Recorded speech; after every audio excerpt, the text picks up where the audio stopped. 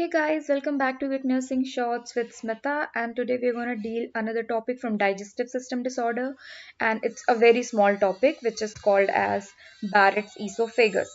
So Barrett's esophagus is not that important for your long answer. It might get asked in short answer for 5 marks. So I have made a content also based on that 5 marks only, okay? So we'll start with the very definition here. So it is believed that a long-standing untreated GERD may result in a condition known as Barrett's esophagus. So what is GERD? In last class we discussed GERD is a backflow of gastric or duodenal content back into the esophagus. So once the content comes again, when the regurgitation and backflow of food is happening, that is GERD. When the GERD is not being treated properly and maybe it was left untreated, then GERD will become uh, Barrett's esophagus. And it says that this has been identified as a precancerous condition also. If it is left untreated, then result in adenocarcinoma of the esophagus. So if you have watched my previous session, which was about cancer of esophagus, in that, in the pathophysiology, I have explained uh, how cancer of esophagus is happening. So a normal epithelium will be due to some risk factors, it will turn into the inflammation of esophagus, and that if it is untreated in that stage, then the other stage is Barrett's esophagus, and Barrett's esophagus later on get develops cancer of esophagus, which we call as adenocarcinoma of esophagus. So Barrett's esophagus is a precancerous condition. Then we'll be moving on to the clinical manifestation. Here I have not written the etiology. Etiology is again the same thing. Untreated GERD is the etiology. So we'll move on to the clinical manifestation. And clinical manifestation says GERD's manifestation. So what all the symptoms were there in GERD? If you guys remember, I told you about dysphagia, difficulty in eating, dyspepsia, difficulty or ingestion of in difficulty in ingestion of water, then regurgitation, odynophagia, hypersalivation. So these were the symptoms which we discussed in GERD, and the same symptoms are gonna persist in Barrett's esophagus as well. Then notably frequent heartburn, which we call as pyrosis. So pyrosis will be seen as a result of reflux or backflow. The patient may also complain of symptoms related to peptic ulcers and esophageal stricture or both. The person might also have the symptoms of peptic ulcer because it's peptic ulcer is also something happening in your duodenum and gastric area. So the symptoms will appear from that condition also, which I'll be taking in another session. So this is all about the manifestation and assessment and diagnostic findings. Assessment and diagnostic findings are, it start with history collection as usual. Then you will be writing physical examination next. In physical examination, you can just list out some examination which you are actually doing to the patient with this gastric condition. Then esophagogastroduodenoscopy, EGD. EGD is a diagnostic procedure. Here, this usually reveals an esophageal lining that is red rather than pink, because pink is the natural color. And this, with this scopy, we can visualize that the esophageal lining is appearing red rather than pink, and we can visualize what all the changes is been going on to the epithelium. Then next is biopsy. We are doing a biopsy over here to identify if there are any cell changes, to identify if the precancerous cells has turned into cancer cells, or is there any chance of developing cancer.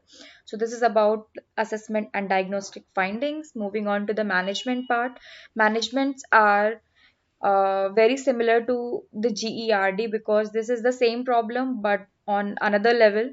So here again we are going to give patient antacids and histamine receptor blockers for for the regulation of HCl acid. Then proton pump inhibitors medication that decreases the release of gastric acid, such as lansoprazole or rabeprazole. Then prokinetics agent we are giving here to the patient for increasing the gastric emptying. And these agents also include, so these are the medicine name, these are the chemical compound name which we are going to give prescribe to the patients. Okay, this is the medical management. Moving on to the surgical management. Surgical management says that we have only one surgery which is written here, fundoplication. Fundoplication was the same surgery which is also advised in GERD condition. So fundoplication is a wrapping of a portion of the gastric fundus around this sphincter area of the esophagus. So fundoplication we are performing through laparoscopy. It's a small procedure, but the patient has to undergo to the operation theater, and there it will happen.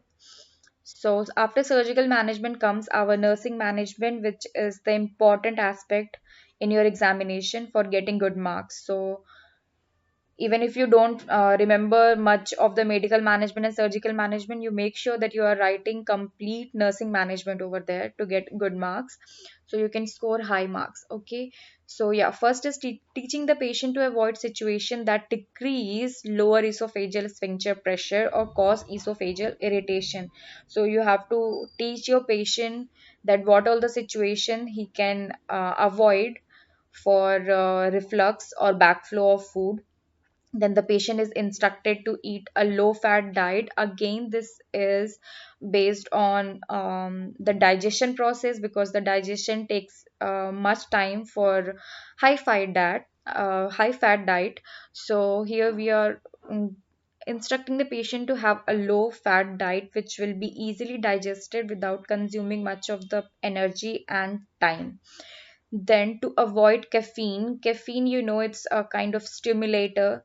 So it will stimulate the nerves, which will again worsen the condition. So ask the patient to avoid caffeine, and then avoid tobacco and beer, because it's esophageal, it's a irritant. Okay, it irritates our mucosa over there. So avoid tobacco and beer completely.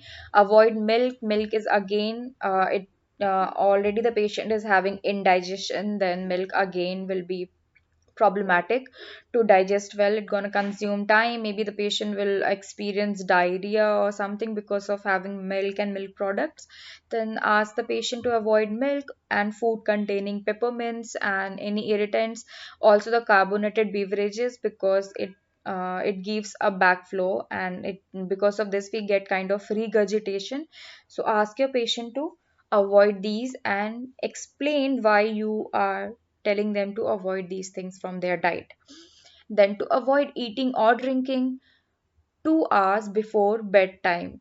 So ask the patient not to eat or drink before bedtime, because immediately after eating or drinking, if they sleep are way more.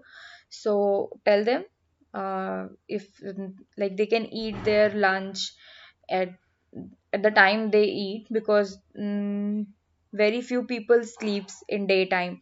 But yeah, they should take their dinner like 7 o'clock, then they can go to the bed at 9 o'clock and sleep.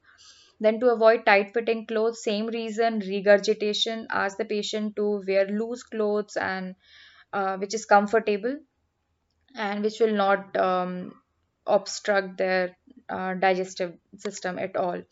Then to elevate the head of the bed on 15 to 20 centimeter blocks. So yeah, we are gonna give them Fowler's position. So the food will go with the gravity. Help the food will easily move in from the esophagus to gastric to the stomach. Then it can easily go to the intestine for the digestion process. Then to elevate the upper body on pillows, it's the same thing and same reasons behind it. Then moving on to the nursing diagnosis. Nursing diagnosis, you can see imbalanced nutrition, which is very common in all your digestive system disorders. Imbalanced nutrition less than body requirements, acute pain related to damage to the mucosa, risk for aspiration related to gastric reflux, deficient knowledge related to disease condition, and anxiety related to the treatment management. So this is all about nursing diagnosis, and here the topic ends. So this is all. Thank you for watching, and I hope the content was really helpful for you. And since it is a 5 marks question, so I have not given much of explanation and much of content, because this is enough for getting 5 marks. And if you remember and write it properly, you're gonna get 4.5 for sure. So study well. See you guys in the later episodes. Bye bye.